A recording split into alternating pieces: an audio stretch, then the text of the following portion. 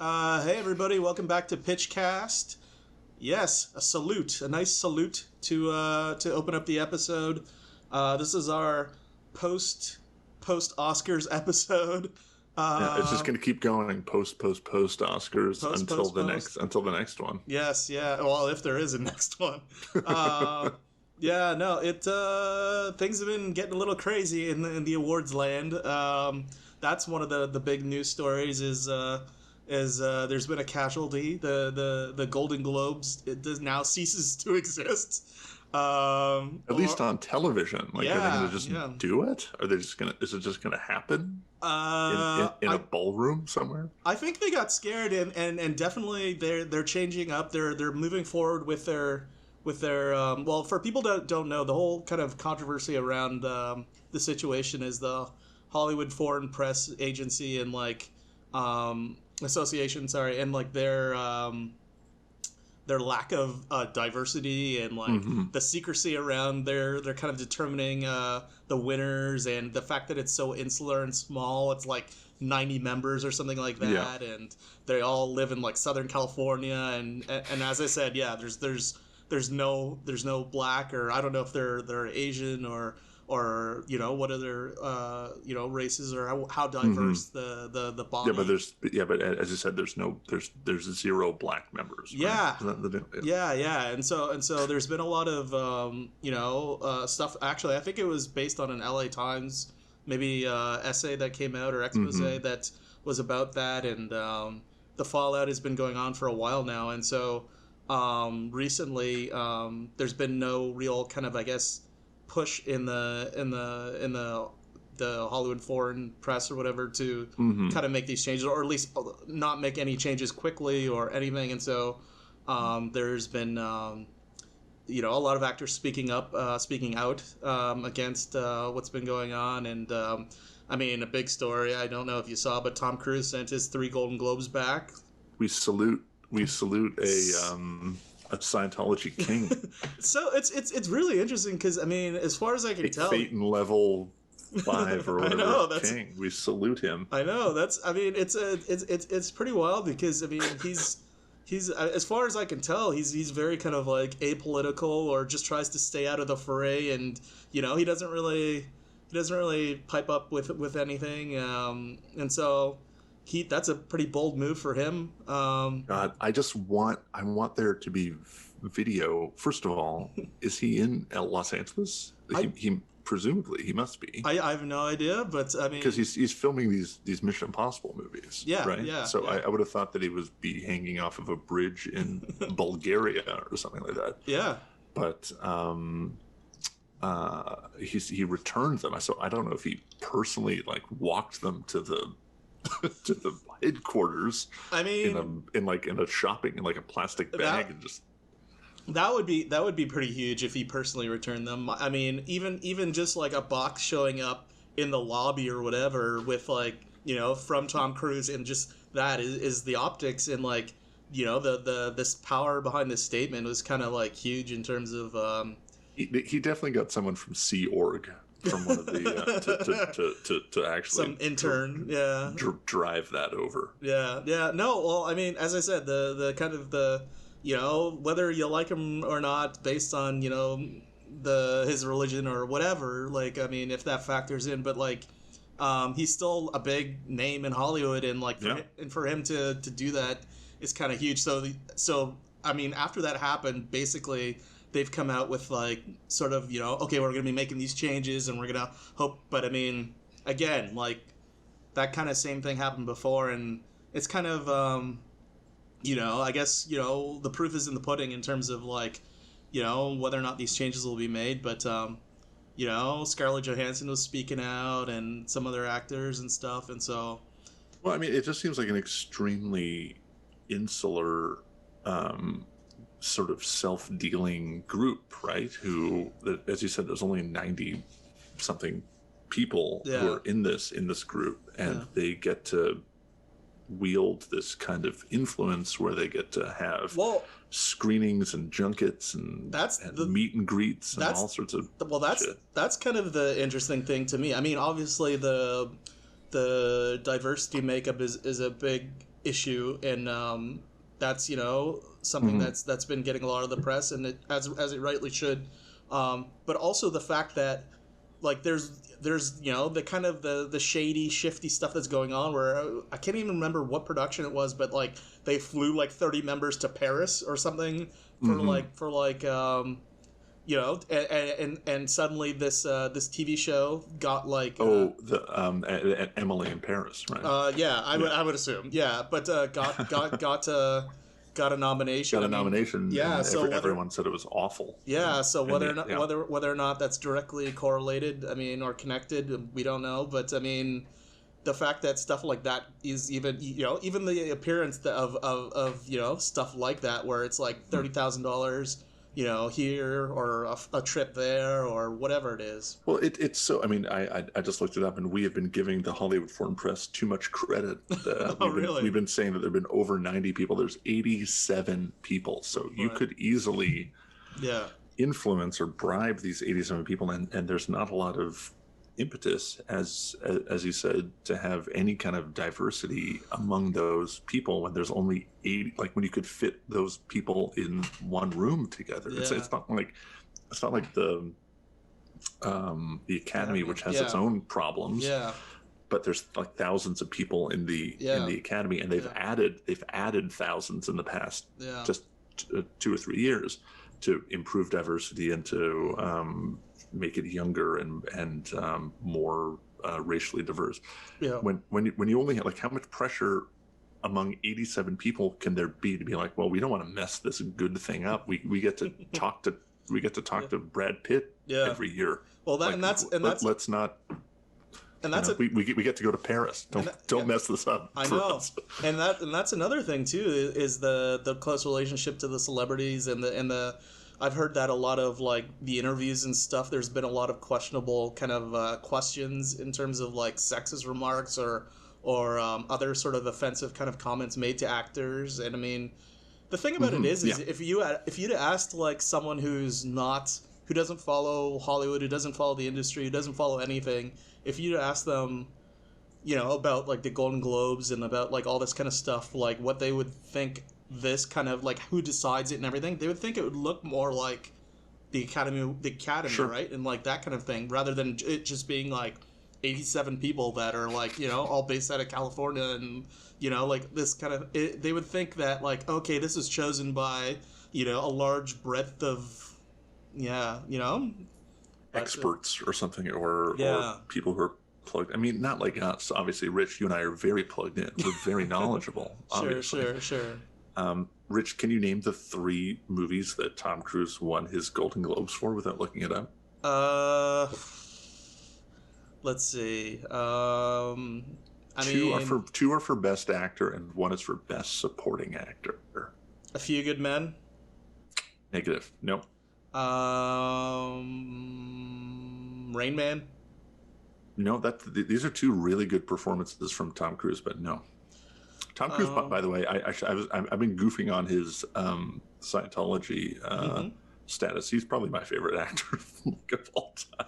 Yeah. So, okay, I'm gonna give you a hint. 1 was from earlier, from 1990. 1990. Although this movie may have come out in 1989, but 1990. Was his first one. Was it Born on the 4th of July or whatever? Yeah, Born on the 4th of July. And then, and then the next one for Best Actor was 97. Think about his big old smiling face on a poster. Jerry Maguire. Jerry Maguire, that's it. Okay. Yeah. And now then Best Supporting Actor, 2000. This movie actually came out in 1999. So I don't know if that helps you. I'm gonna say Magnolia. Magnolia, that's right. All right. Well, 1999, a good year for Tom Cruise, by the way. He was in Eyes Wide Shut and Magnolia. Yeah. No, I mean, sending those awards back is a pretty big statement. So I don't know, especially for a guy who does not have an Oscar for any of those movies, by the way. And it's kind of for any movie at all. Yeah, he has no Oscar. It's kind of crazy because, I mean, you know, him being the first, I could see him being, like, following kind of the trend if, like, actors started doing this, but him being kind of the first one to do this, and we'll see if other people follow him and follow his take and kind of do it. But I mean, Well, good for him, honestly. Good for Tom. Yeah, yeah. It's as I said, it came as a surprise to a lot of people because he's not really one to do this. But hey, there you go. Hey, there it is. Yeah, he had to follow his conscience. Mm-hmm. Have you seen any good movies or anything? Anything interesting? Watched Another Round, the movie that won best foreign film. Yes, and, I've been meaning to watch that. How was it? Oh, I thought it was incredible. I thought it was great. Nice. Mads Mikkelsen is. I thought he was amazing in it. I thought the script was really, really great. I thought it was really well directed. I thought it was fantastic. I think we talked about this last time, in that they were going to potentially remake it with Leo, and you know what? Best of luck to them. It feels extremely, and I've never been to Denmark. It feels extremely Danish in its own way. Like it feels very, very specific to Denmark. Yeah. So I find it kind of hard to imagine how they would update it to take place. Like he's supposed to be like a high school teacher, Mads Mikkelsen. Yeah. So I don't know. It's anyway. I'll probably see it if Leonardo DiCaprio made a remake of this thing, but just leave it alone. Leave it alone. You know what I mean? It's there. It's subtitled. Like just What did I watch recently? I watched Without Remorse. I was gonna watch that the other night, but I opted. But I opted actually to watch. I don't know how much time we have, but The Hot Rock. That was that movie I was telling you about, which may be my favorite movie of all time. Okay. That's the one with Robert Redford. But it was either that or Without Remorse that I was going to watch. Yeah. No. And how was it? Well, I mean, you probably made the right decision. Without Remorse it's not terrible. I mean, it's a Tom Clancy like action kind of movie. It's Michael B. Jordan is fine in it, and the action is fine. It's very by the numbers. I mean, there's this superior kind of officer that Michael B. Jordan has that's like being pushed very much as kind of the sneaky villain in it. Right. But I mean, it's obviously it's like a red herring, and the real villain, I don't want to ruin it for you, but the real villain, I mean, it's also so kind of trite that, like, I mean, you can tell who, like, the actual villain is, within, a short period of time. But the actual, I mean, if you're into, like, Tom Clancy and action movies, it's pretty good. All right. Okay. All right, let's do it. You want to get into pitching? How would you like to do this? We're going to flip a coin, Google flip a coin. Yeah, let's do the Google coin. I will do that right now. Okay, Rich, do you want to call it heads or tails? Heads. Oh, it is tails. All right. So what does that mean? Okay, so I get to choose, and I'm going to say I'm going to go first. Okay. All right. Well, you know the deal. 1 to 30. Oh yeah. So give me 19. Right. I wrote this and I don't even know who this is. Joe Keery? I think he's from Stranger Things. Okay. Is he a child, Rich? If he's a child, I don't know who he is. Let me just... Okay, so you know who he is? He's the guy that looks like John Ralphio from Parks and Rec. Okay. Do you know what I'm talking about? Do you want me to send you a photo? Schwartz. So again, 1 through 30. Let's do 20. Okay, and we're gonna do. Let's see here. I haven't updated this list, so I'm having to like go through. Elizabeth Olsen. Okay. So you know who that is, right? Yeah. Yeah, Wanda. Sure. Wanda. Yeah. All right. Well, what are we doing? We doing a genre, or are we doing a title? Give me a title. Okay. titles are always terrible, so you're a risk taker here. All right, so 1 through 30. Let's do 4. Number 4. Ooh, okay. This The Cave. The Cave? The Cave. All right. All so right. it's Elizabeth Olsen and it's Joe Keery. Yeah. Okay. That's The Cave. All right. So, hook you up on the timer here, and we're going. Okay, Rich. I'm gonna do. This might be pandering, but I'm gonna do a genre very close to your heart, and that is cave exploration horror film. You know me. We were just talking about this. I love it. I love it already. You love a cave problem, a cave. Yeah. Yep. So Joe Keery, who I'm only now learning about, and Elizabeth Olsen, who are probably the same age. So, Yeah. they are brother and sister. Mm-hmm.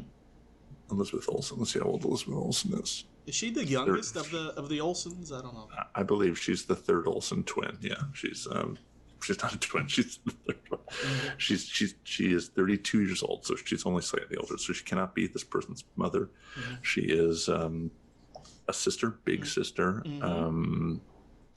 And guess what? Something tragic happened to their parents, and so she is the legal guardian. She's only a couple of years older than what's his name, and he and after all the tragedy that happened with their parents, they died in some sort of bus crash or something like that. Right. She's taking her little brother, who's only a few years younger, to on vacation to Mexico. Okay. Now, why she is the legal guardian of someone who's 29 years old. I was about to ask that, but unclear. Sure. But she is. And so she feels a lot of guilt because her parents were supposed to take her on the trip, and then she was like, I have to stay back, and I don't know, she had a job, she had like her new job or something like that. She couldn't go, and so she felt guilty because they died in a bus crash on a trip.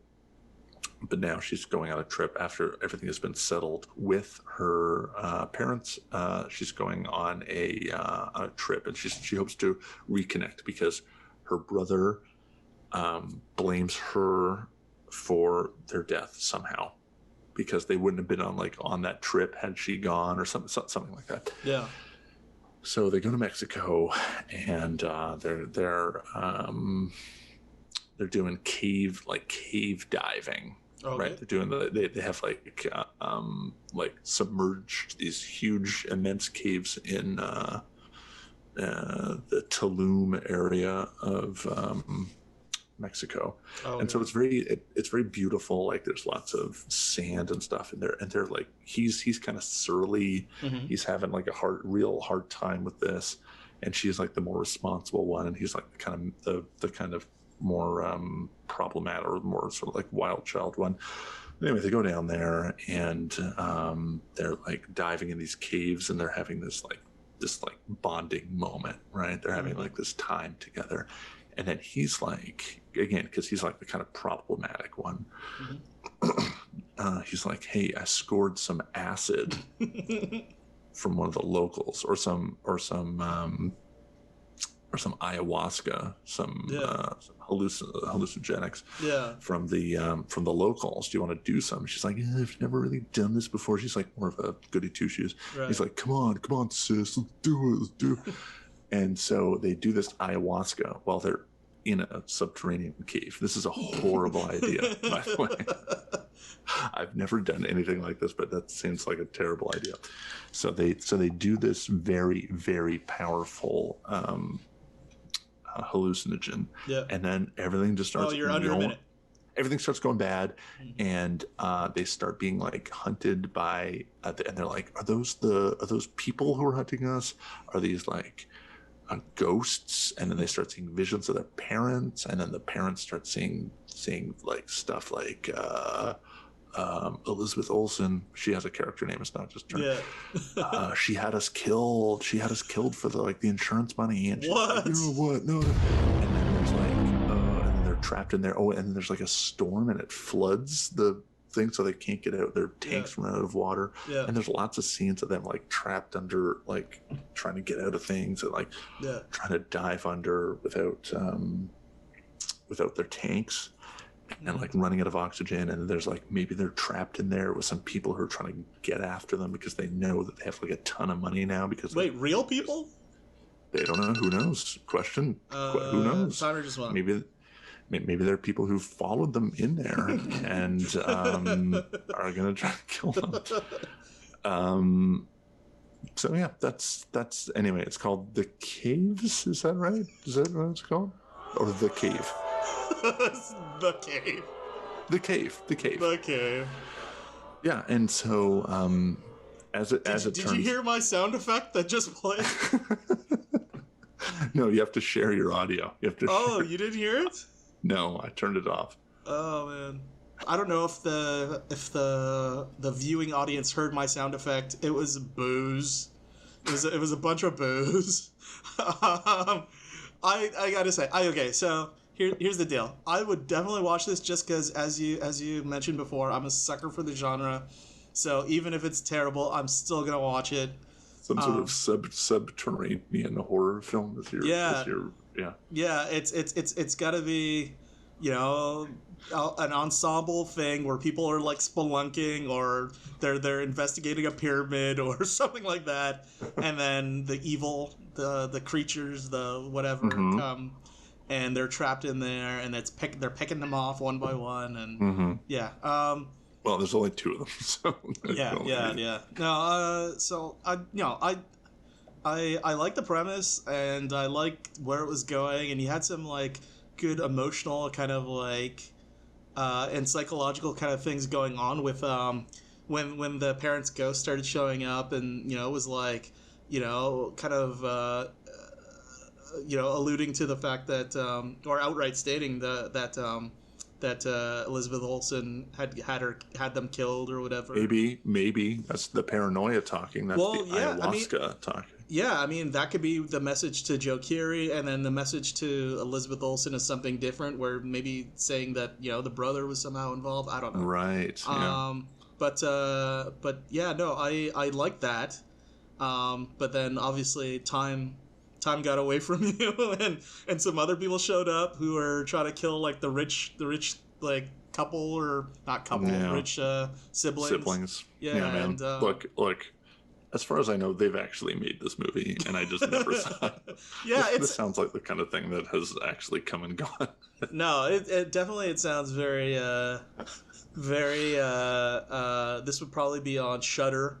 On the Shudder channel. This is a Shudder original, if ever I've heard one. Yeah, no, and as I said, I'm a sucker for it. So if it was on, I'd probably watch it. But you know what? No hard feelings. This movie sounds like not something I would watch. Thumbs down for The Cave. A little too generic. A little too. I don't know.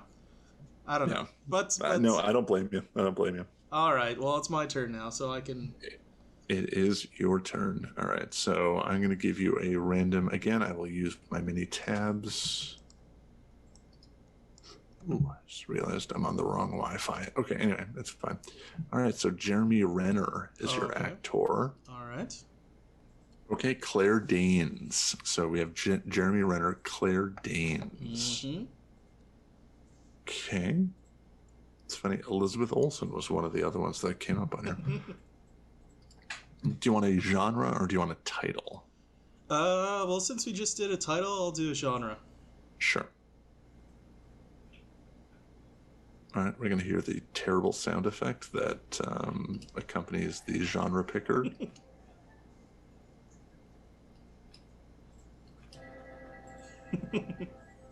Please feel free to cut this out as well. Playing some lotto game. It is mystery. Oh, okay. So take that as you will. So it is Jeremy Renner. Mm-hmm. It is Claire Danes, star of Homeland. Yeah. And you have 5 minutes starting right now. Okay. Jeremy Renner, Claire Danes, mystery. Jeremy Renner is a pilot. And he does commercial aviation. He flies from Florida to New York. That route every day. He flies there and back. He's good at his job, but he's utterly bored. He's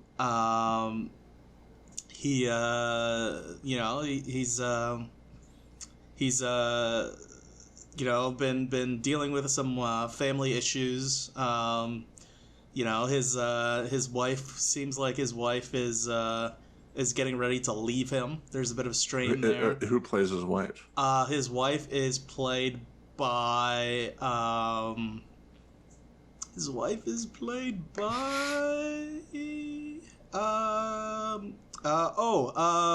Reese Witherspoon. How about that? Nice. Okay. Nice.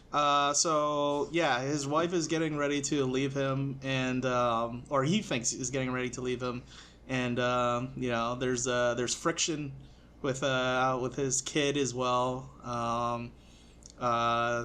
It's things are looking down for him.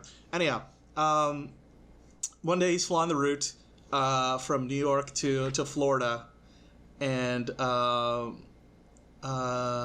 woman on the flight, Claire Danes, says that her dog is missing. No. Okay. Oh God, no, okay. no, okay. no, not doing it, not doing it, not doing You're the not missing gonna dog. You're not gonna do a flight plan with a dog? Not doing flight plan with a dog, but I'll do this. How about this? Okay, so, Rich, luckily for you, I forgot to start the timer. No, it's okay. There's about 2.5 left. So all right, so okay, so he's flying from New York to Florida. And I can give you 3 minutes right now. Okay, go for it. All right, Jeremy Renner's flying. All right, he's got the bad home life and everything. We've established that. He's flying from New York. He's flying from New York to Florida. Claire Danes is on the flight. He's in the cockpit. His fellow officer, second in command, gets up to go to the bathroom, and doesn't come back. And so Rich, you got me already. He's like, what is going on? What is happening? He's getting ready to land the plane or whatever.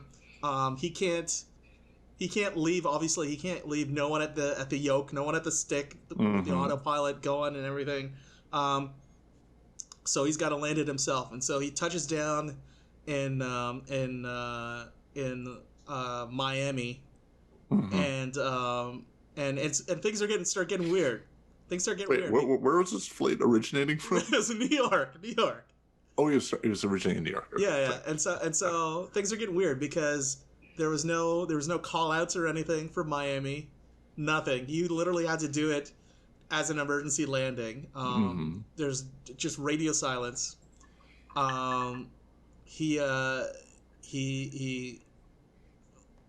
lands the plane, and opens up the door, and he's livid. He's like where's this guy? This guy was goofing off, whatever. And there's no one on the plane except there's no one on the plane. There's no one on the plane. And so he's like, what the hell? And he's freaking out. He's looking all over the plane. And finally, he hears like some banging from like the luggage compartment, and it's Claire Danes. And he's like, what the hell is going on? And she's like, I don't know what's going on. And he's like, Rich, you have 1 minute. One minute. And he's like, is this a terrorist situation? What's happening? How do you not know what's going on? She's like, how do you not know what's going on? And they're very suspicious of each other, and they decide to leave the plane, even though it's highly illegal, because they've not been in contact with the airport or anything. And like, they get outside, they look outside, and first of all, they see no traffic, nothing's going on, and they get outside, and like there's no for some reason that like the jetway or like the whatever, like they couldn't connect it up, so he has to pull like the emergency chute, and they have to slide down and go out onto the tarmac, and like it's just nothing, just absolutely no one's there. And they go into they manage to like break into like the airport, and just everyone's gone, but it's like there's still like cups of coffee steaming and like food and stuff and like all this. You have 3 seconds. Oh god. Yeah, it's obviously whatever happened, people left in a hurry, and they switch on the TVs or whatever, and it's just static, and like please stand by and like all this kind of stuff, and they decide to take a car or whatever and go find out what happens. Anyhow, it turns out aliens, beamed everyone up, and it's the beginning of like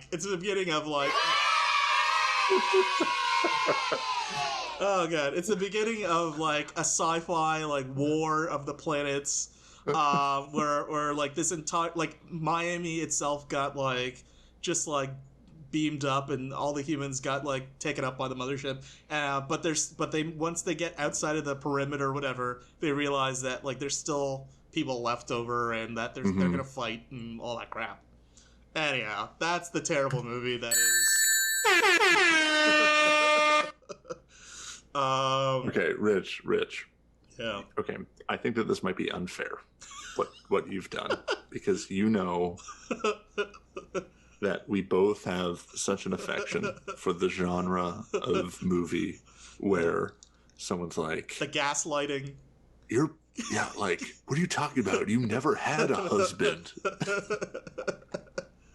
That's like our favorite movie. I know, so it is 100%. If I saw the trailer for a movie where someone is landing a plane and then they look in the back of the plane and there's nobody, they do an emergency landing and there's no one on the plane, I am 100% in. The only problem is, lots of problems. There's lots of problems. It never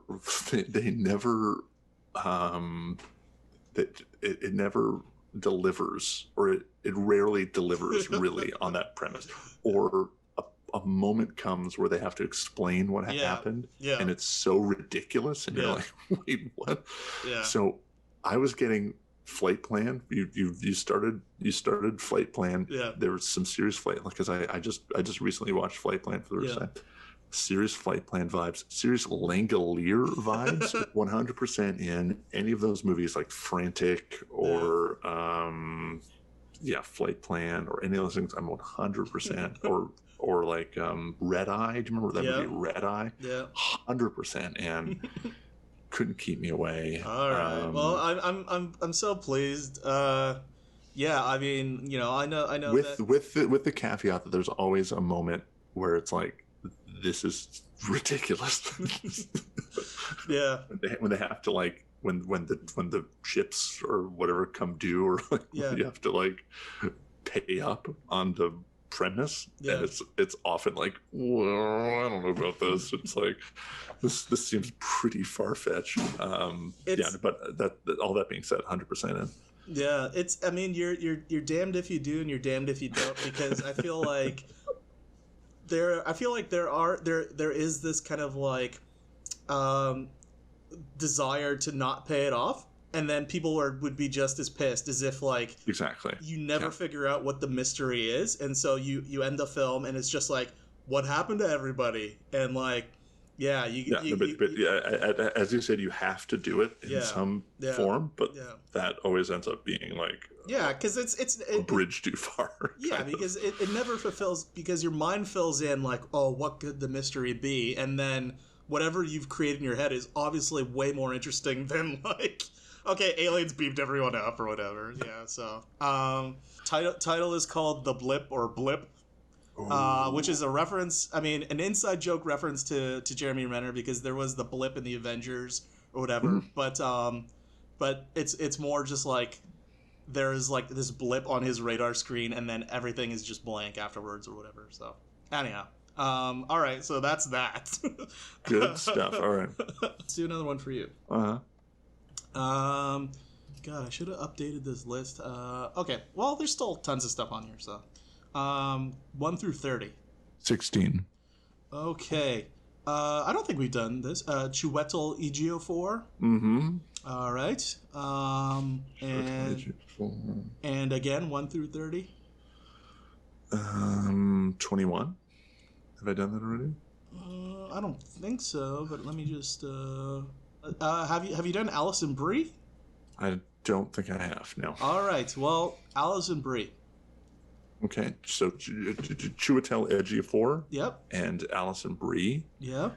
Okay, and then what did I do last time? I did You did a title. Title, so give me a genre. All right. 1 through 30.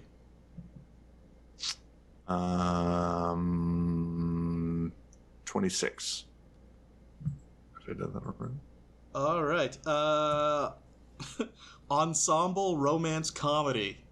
So like a Love Actually or Beautiful. You love it? Beautiful. I love it. Yeah. You- Chiwetel Ejiofor, Alison Brie. Yep. Is that right? And Okay. ensemble romance comedy. Great. All right. And we're going. Okay, it's called Spring Equinox, or is it called Equinox? Is that the beginning of spring?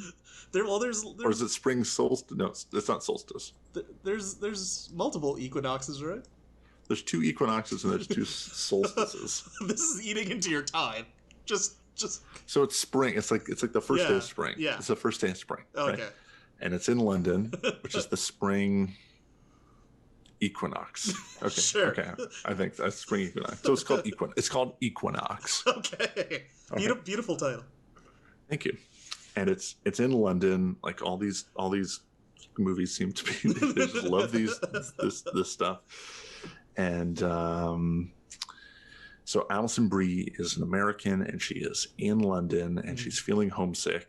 And this also takes place in 2001. Takes place right now. Okay. Okay, and she is. Takes place. You said takes place Sorry, in 2001 or takes place in 2021. 2021. I was like, are you going to make this another 9/11 movie? You just wait. Oh No, my god. 2021. Okay. 2021. So it takes place in like not only this year, but like this time of year where it's like spring but she feels she's a transplant. She's living in London, and she was someone who got stuck in London. Oh, okay. Because of the coronavirus. Right. And she has had to spend much longer away from her fiance, who is played by Christian Bale, doing a little Zoom only cameo. Yeah. And he's kind of a jerk. Like he's kind of not a nice guy. But is he playing an American? Or is he British? Good point. He's playing an American. Okay. He's playing an American. Yeah. But so all of her scenes are with him over Zoom, and things are kind of like falling apart between them. Like she was only going to go for a short amount of time to London. Yeah. She works in finance or something like that, and she was only going to go for a short amount of time. But now she's been stuck in England for like over a year now. Jesus. Okay, so there's like tension. So she's feeling kind of homesick, and she's wandering around. There's like a big park. What's the park in London? Anyway, Piccadilly Circus. I've been there. I don't know, but anyway, we're Hyde Park.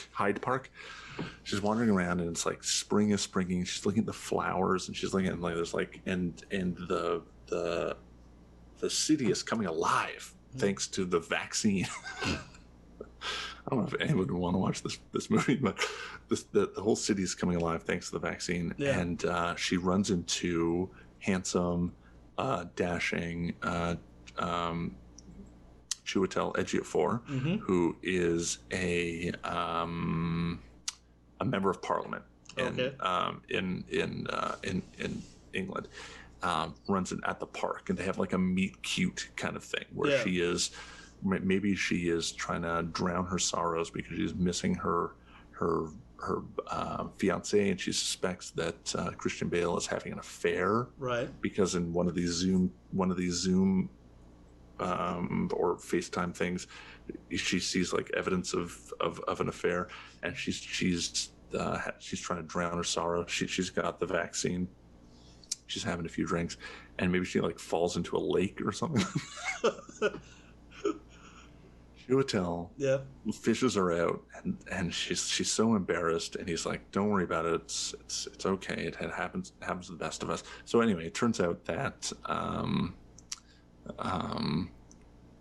he is also a lovelorn member of parliament. He's like a bachelor member of parliament, and he's never married. And there's all sorts of like questions about like why hasn't he married? And like he's kind of a playboy, right? Like he's kind of like. But he's like married to his work, which is serving the constituents of I don't know, like Duckinghamshire or wherever it is that who cares? Yeah. So they agree to meet up, and then there's he's talking to her about financial stuff, and like we have to help the people of my district. I don't know what they call it. Writing. Okay. So here it is. From here on in, I'm just going to name the people who are in this movie. All right, okay? Go ahead. All right. Liam Neeson, Bill Nighy. Okay. Stephen Fry. Yeah. Dame Judi Dench. So imagine the trailer. Imagine we have this whole setup, and we have all the people. You're hitting it. You're hitting all the hits. You're getting all the... Bruce Willis. That was unexpected, right? Yeah. Who's another British person? Who's like Keira Knightley. Mm-hmm. She plays a historical reenactor. Richard Ayoade. Richard Ayoade. Yes.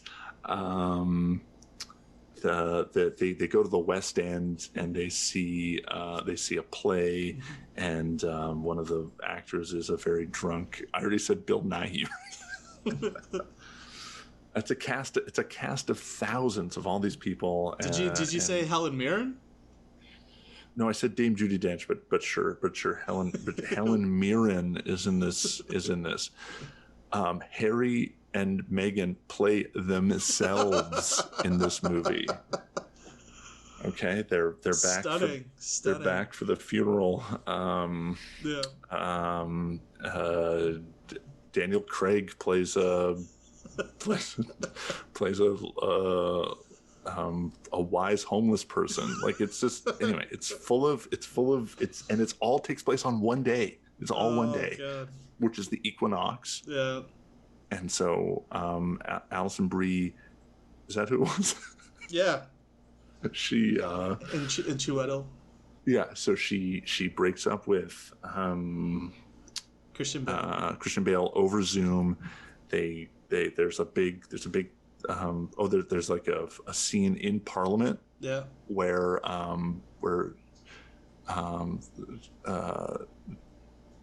they like announce this new program to help the people of Chiwetel Ejiofor's riding, I guess. And there's like a big thing where he has to announce his love for Alison Brie in Parliament. Yep. And then everyone applauds in Parliament, and also Boris Johnson plays himself. You love that. You love having the dignitaries and the celebs and everyone play themselves. All right, here's the deal. The story petered out. Equinox. Here's the deal. The story petered out, but you saved it with the spot on casting of the film, because I mean, obviously all those actors would be in this movie. I think that was just the cast of Love Actually. I mean, obviously. I think there's like 99% of the people who are in Love Actually. Yeah. No, I mean, obviously, it's one of those movies where, you just gotta hit the right casting, and like have have a young couple who are having, relationship issues, and have an old couple that are, old, and, maybe they're crotchety, but they finally get it together, and, just hitting. Rich, I forgot Chiwetel Ejiofor is in Love Actually. So we have, I got Keira Knightley, Liam Neeson. So this is essentially Love Actually 2, Bill Nighy. Yeah. I missed Hugh Grant. Hugh Grant, that was a real gimme. Yeah. I should have had Hugh Grant 100%. Yeah. And Chiwetel Ejiofor. I missed Rowan Atkinson, Alan Rickman, R.I.P. Yeah, but I mean, obviously, you're not trying to make the exact same movie. So I mean, you definitely you had a lot of the same, but I feel like this is a spiritual sequel to Love Actually. Equinox. I as I said, you nailed the casting, so you saved it for me, and it would make bank, because lots of people would take, their spouse to go see Equinox. All right, so that's a yes from me. All right, well, it's my turn. Yes, sir. All right. Oh, okay. Kate Hudson. Let's do Kate Hudson. All right, Kate Hudson. All right. Neil Patrick Harris is your actor. All right, I like it. Kate Hudson and Neil Patrick Harris. And then you did a genre last time, right? That's right. Okay, so recently we lost actor Norman Lloyd, who died at age 106 the other day. Norman Lloyd was probably the longest career of anybody in film. He was in a Hitchcock movie in 1942, and he was in Trainwreck in 2015. So he was we just lost him, 106, and he was in a great many movies, including one called The Beginning or the End.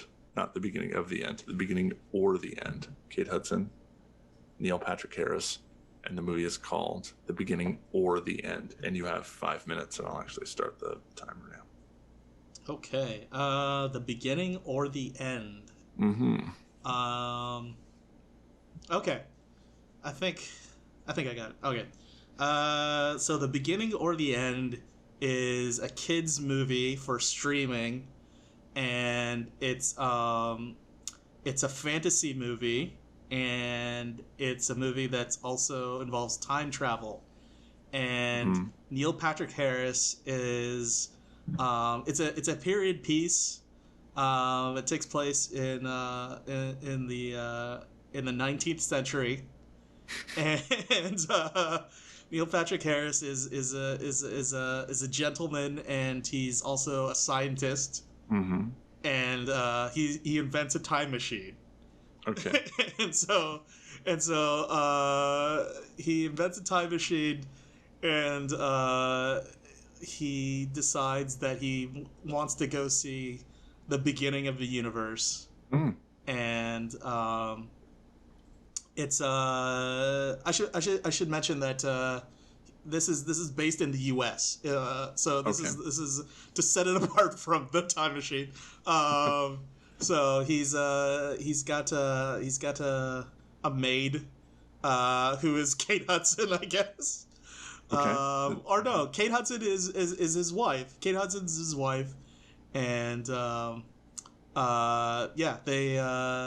he decides that for the ultimate anniversary gift for their first year anniversary, you know what? For the first year anniversary, he's gonna take her back to the moment that he proposed to her. And so they go into the time machine. It's like a phone booth-esque type thing or whatever, and he pulls the lever, and he puts her hand on the lever and his hand on the lever, and he's like, "Shall we go, my darling," or whatever, and they pull the lever, but the lever gets like stuck or whatever, and they go all the way back to the beginning of the universe, and so they're just like floating in nothingness, and they're stuck in this box, and then a wizard shows up. Oh, nice. Who plays the wizard? The wizard is played by You're halfway there, by the way. Oh god. The wizard is played by what's his face? Patrick Stewart. Nice. And he shows up and he's like basically, he doesn't claim to be God, but he's sort of like God, and it's kind of like a little callback joke for him because it's like a Q-esque character if you follow Star Trek. But he's like, I was here when the universe was created, and now I'm going to show you everything. And he takes Neil Patrick Harris and Kate Hudson on a trip through time, and he shows them pivotal moments throughout history. And so they get to see the Big Bang, and they get to see dinosaurs, and they get to see medieval stuff, and they get to see all this kind of stuff. And then he decides to show them the future as well. And so they go through the 20th century, and he shows them world wars, and he takes them into the future, and blah blah blah blah blah. And the machine breaks, and the machine breaks again. But this time they're in 2021. Okay. and it's this is the tail end of 2021, and there's gonna be like a nuclear war. Oh geez, okay. Yeah, and so and this is a kids movie again. This is this is a children's movie. Okay. Yeah, there's songs in there, and there's animated CG characters and stuff. You have 30 seconds to. Yeah, there's I should mention there's a little robot that's a CG robot that he created that they took along with them in the time machine, and so who's utterly thrilled and enjoying. And he's very sarcastic, and he's enjoying all the time travel and all the shenanigans, and he doesn't care if the two live or die because he's gonna live forever. And so 10 seconds. Okay. So yeah, they now have to prevent this nuclear war from taking place, and they have to I hear it. They have to persuade the president, who's played by Nicholson, coming out of retirement. Jack Nicholson, nice. Coming out of retirement, playing the oldest president ever. Maybe. Probably still younger than Joe Biden. Really? All right. Well.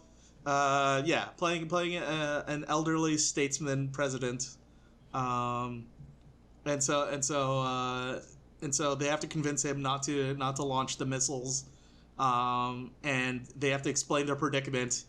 And President Jack Nicholson says, "Well, listen, we've been working on technology, and we have a time machine that can get you back to the 19th century." And so, thank you for averting the crisis between me and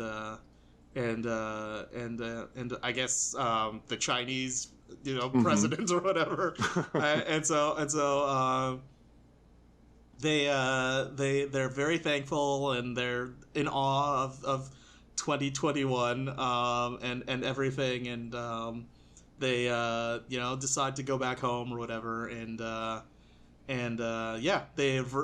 stopped the end of the world. The nuclear war. They stopped the end of the world, and so that's the end of the beginning or the end. Rich, I love your commitment to the title, the concept, the beginning or the end. Yeah. You're seeing the beginning of time, the end of time. Yeah. I'm not watching any kids movies because I'm forced to watch so many kids movies as it is. When you talked about having a time-traveling robot, a robot sidekick, CG robot, I'm thinking about the Christmas movie Jingle Jangle, which I watched. When you're talking about all this stuff, I'm sorry. I like not the in. idea. Not in. No, I'm not in.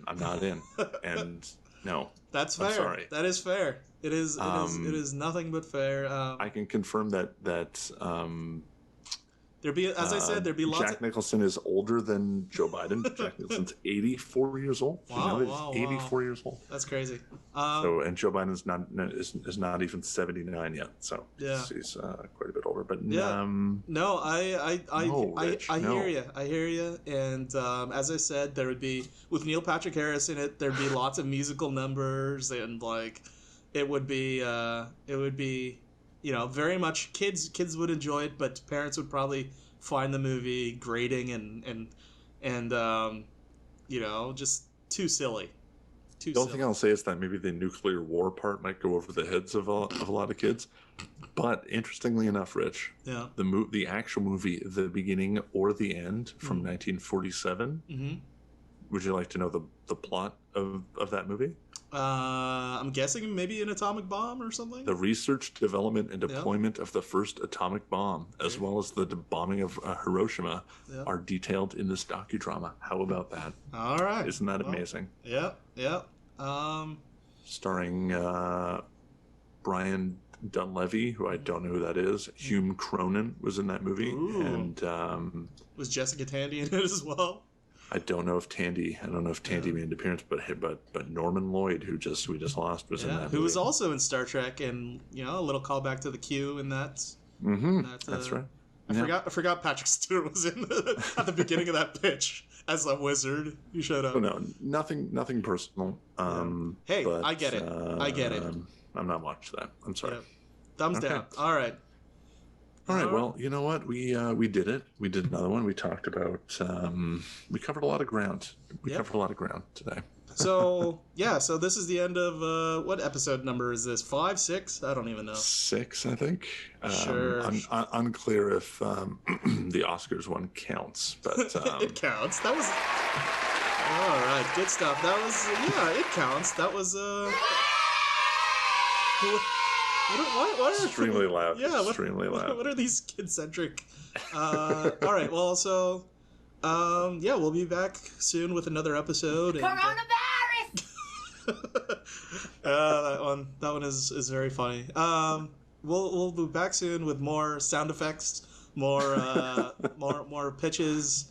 Let us know if there's anything that you want to hear. Yes, please. Hit Paul up on his Twitter at Paul Daniel Beer. That's it. And call Rich on his personal number. Call my cell phone, or you can hit us up on the YouTube comments. I don't know if anyone has done that yet. Or I would not know. Or just continue to watch and subscribe if you haven't subscribed, and we'll catch you in the next one. All right, Paul's giving a salute. I'll give a salute as well, and we'll see you in the next one. Bye. Bye. Bye-bye.